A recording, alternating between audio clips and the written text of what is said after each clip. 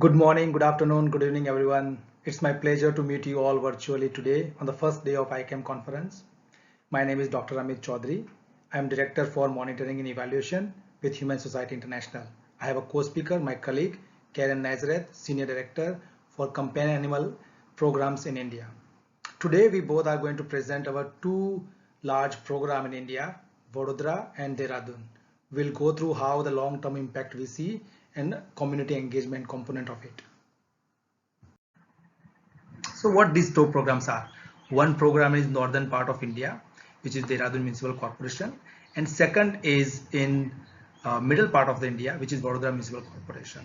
At both the location, Human Society International India is working with local municipal government. The main concern we are addressing through these programs are street dog welfare and human dog conflict.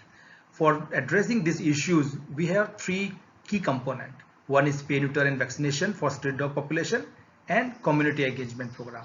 But to measure whether we are working in the right direction or not, we have a very critical component, which is monitoring evaluation of the program.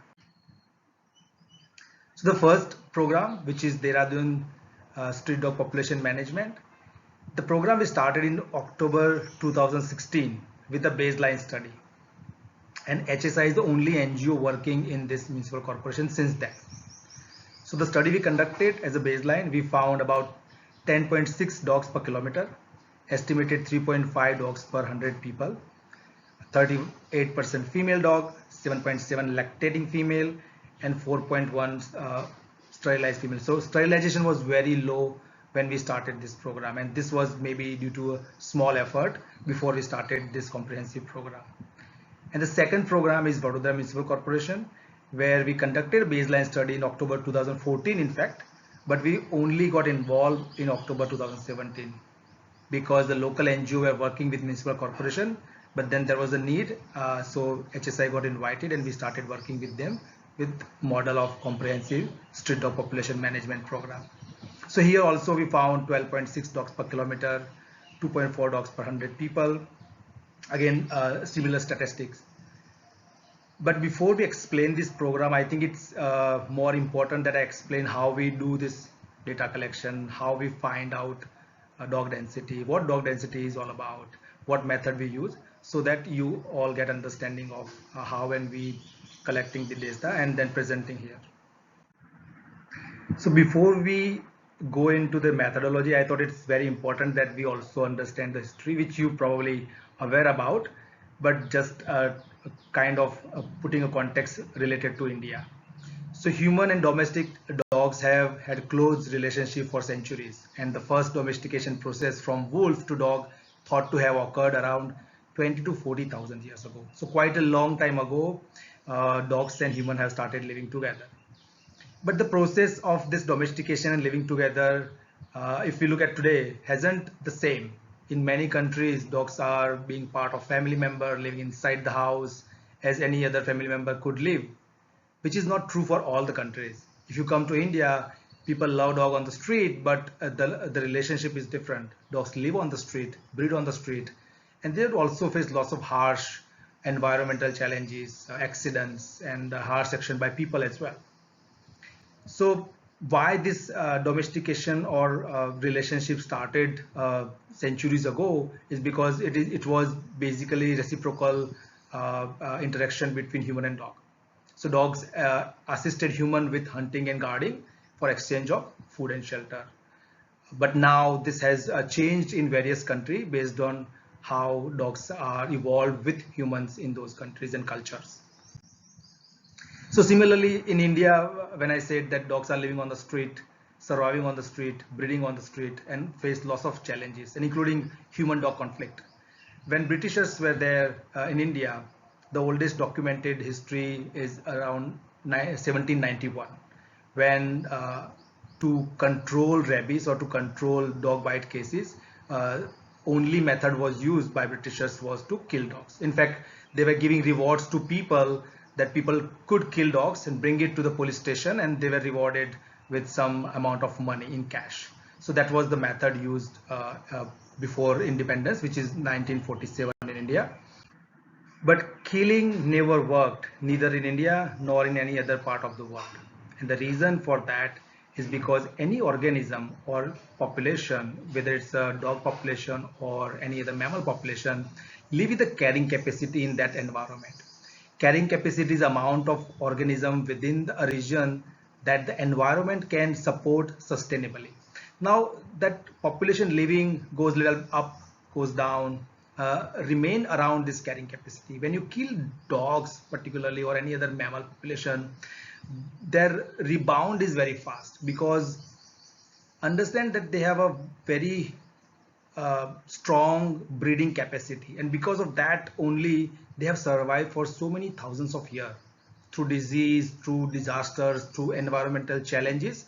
They survive for a very long time, and the reason is because they could reproduce and come back to the carrying capacity, and that is why killing never worked. So killing is not the solution for managing any dog or cat population. So Britishers used killing as a tool to control rabies and dog bite cases in various parts of the country. But when they left, the independent Indian administration also continued the same method to control disease and dog bite cases. So nothing has changed in 1947 when Britishers left India. By around 1990, couple of organizations, one in Jaipur, Help in Suffering, and one in Chennai, Blue Cross of India, they started a fundamental work of sterilizing and vaccinating street dogs. Based on that and various efforts from other NGOs, Government of India came up with the rule called Animal Birth Control Rule 2001. So ABC, which is Animal Birth Control Rule 2001, is the law which protects street dog and only allow method which is street dog sterilization and vaccination program used to control their population, and no other intervention which is killing or relocating is allowed, and it is in fact prohibited by this law. This law further got amended in 2023 and even got stronger. So now all dogs or street dogs in India are protected by this law. To know a bit more about street dogs that lives in the street, breed, survive successfully on the street, that's we kind of defined under that law as a street dog in India. In India, there are about 62 million dogs, which is 4.5 dogs per 100 people. And if we consider conflict, as I was saying that our programs are to address human-dog conflict, about 17.4 million dog bites happen in India annually. So every year, the huge amount of dog bite cases happen. And if we refer to WHO, 1/3 of the rabies cases in entire world are from India. So this is the conflict or situation in India with human and dog living together. With that conflict, which is 17.4 million dog bite cases and 1/3 of the rabies cases of the world are happening in India, 60 to 70 urban locations, which are municipal corporations, running street dog population management program with vaccinating dogs only one time. About 12 million US dollar are being spent annually on these programs. What we found in our various studies across India is that if the programs are not being done effectively, if programs are not done in a bulk or volume, those remain ineffective. So this chart actually shows that if sterilization level is not above 60 or 80%, the lactating and pups remains high. That means that population is actively breeding in that area. So how we collect the data and what method we use for doing dog population surveys or even doing monitoring evaluation of our own program is using Google Map, drawing simple track which we follow year after year, or in some program every 6 months.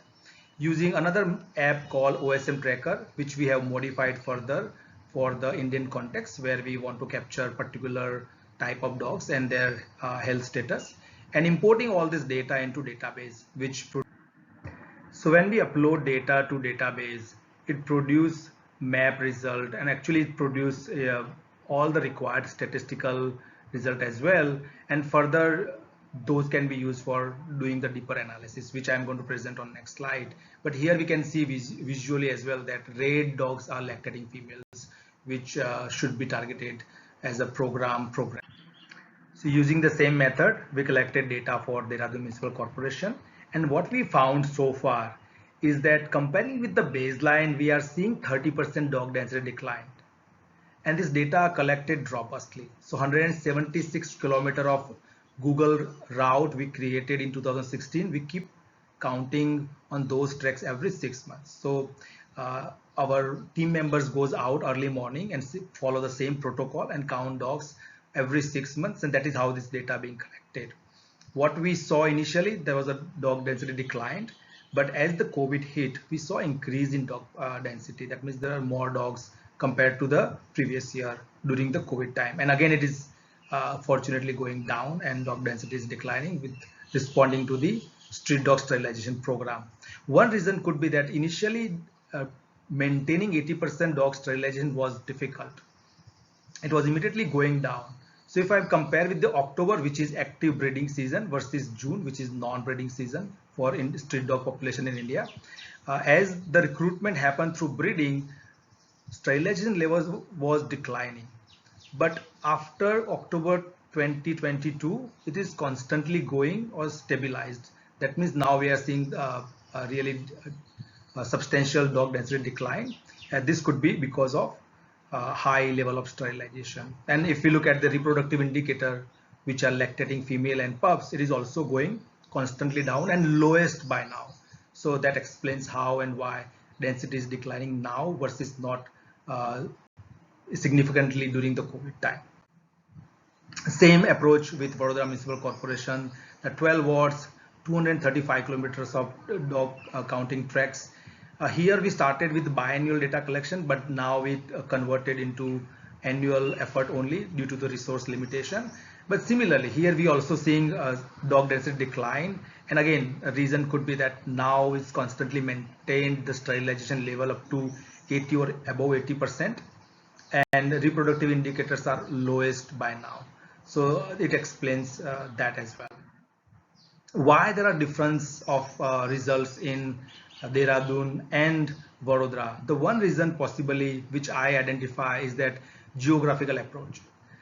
When the administrative boundary of the city is merely an invisible line on the map, most municipal corporations are hesitant to go out of the municipal corporation limit for sterilizing dog. If I zoom out this portion here, we can clearly see that there is no actual differentiation between people or dogs living here versus here.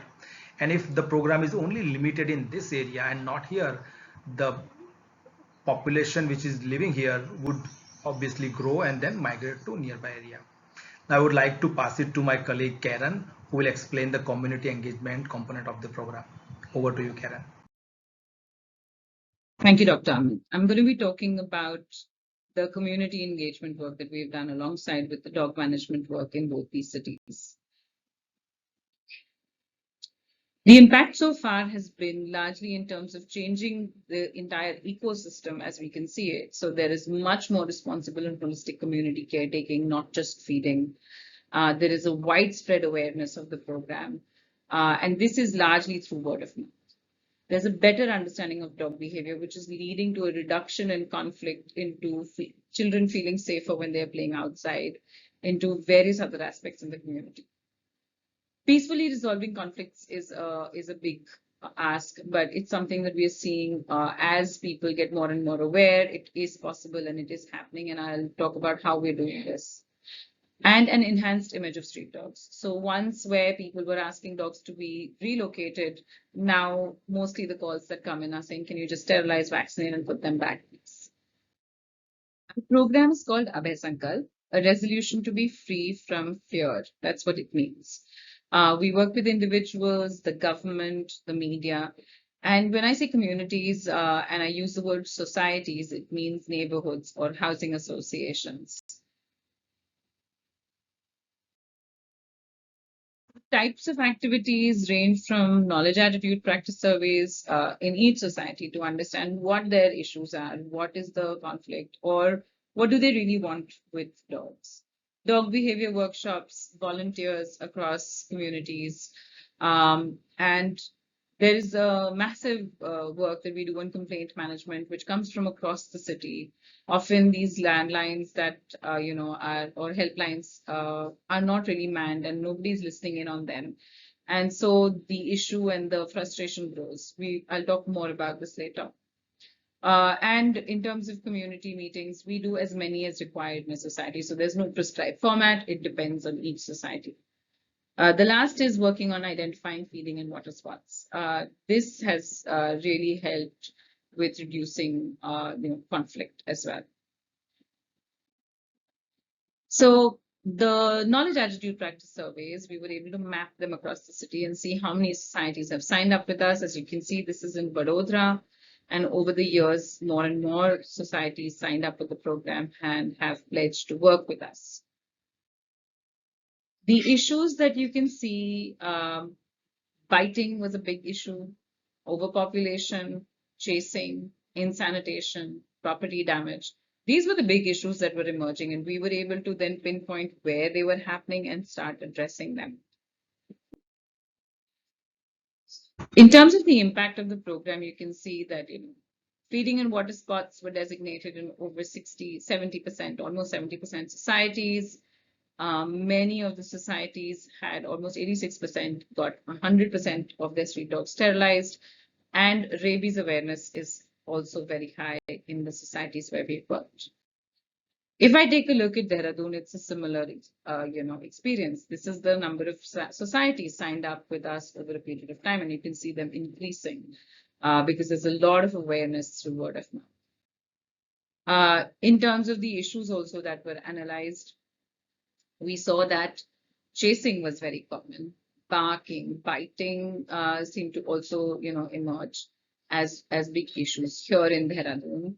There was property damage. There was, work. There was worry of children's safety, hygiene, and sanitation. So similar issues, but in different different percentages. And this is one example of how we've been able to work. So we are able to map the work and say, okay, we were able to, in 67% of the cases, really resolve the issue and then focus on the remaining issues, cases. So biting, either the biting issue was stopped or the community was confident they could handle it.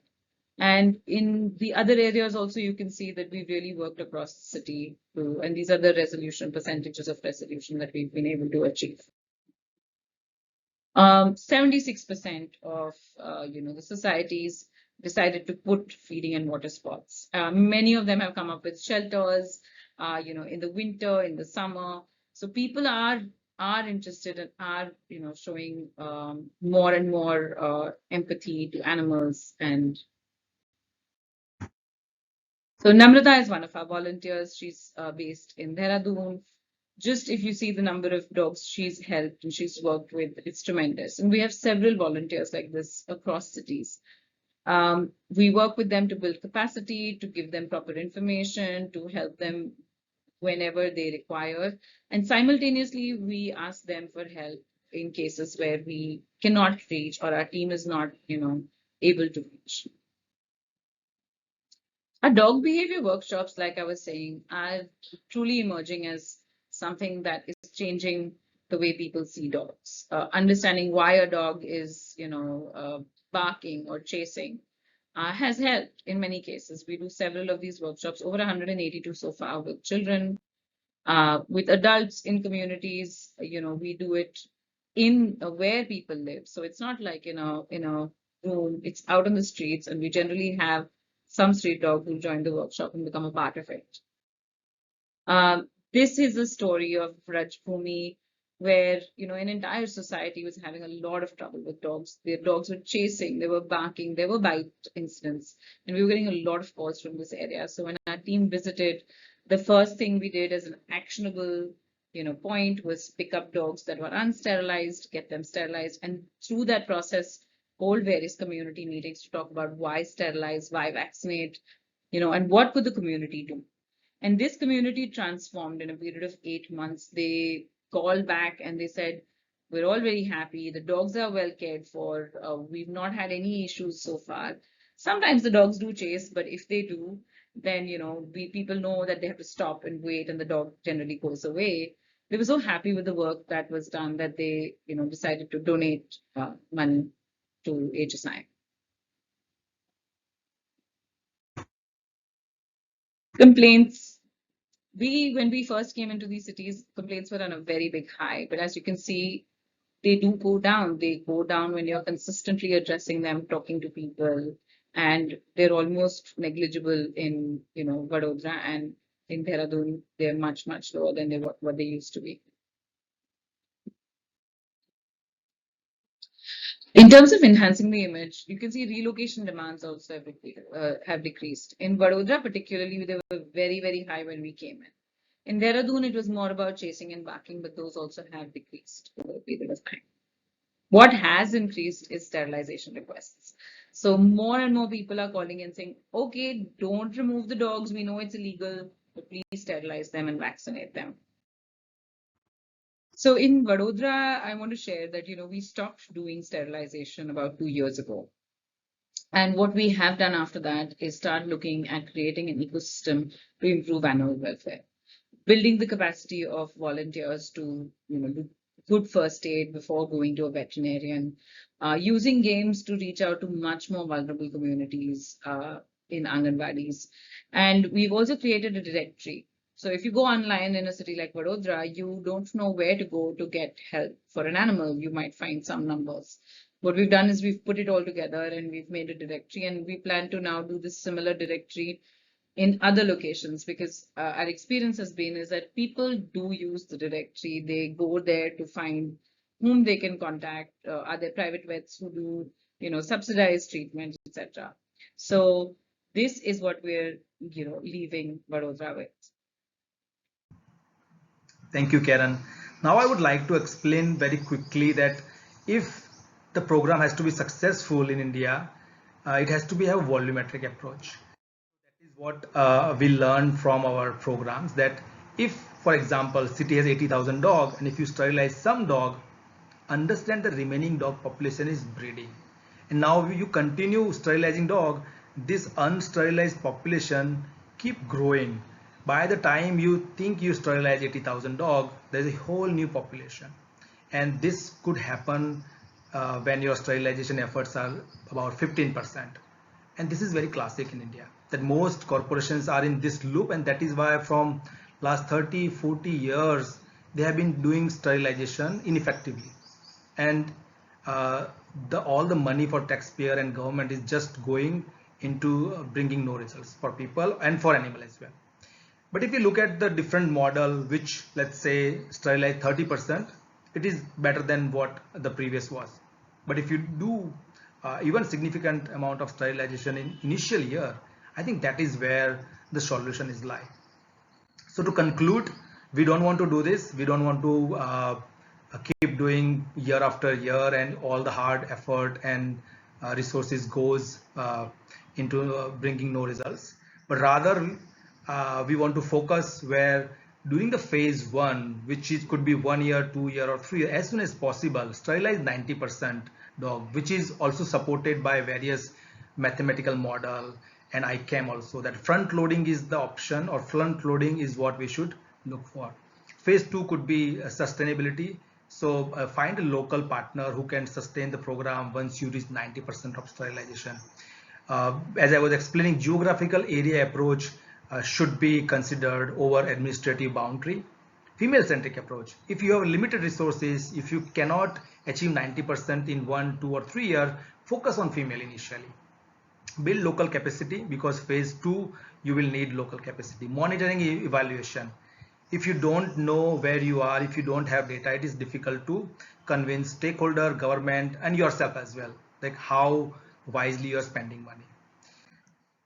We have resources page on HSI, which is monitoring, evaluation, and impact assessment page, where you will find similar reports, our methodology, several other presentations. So please look for those if you are interested.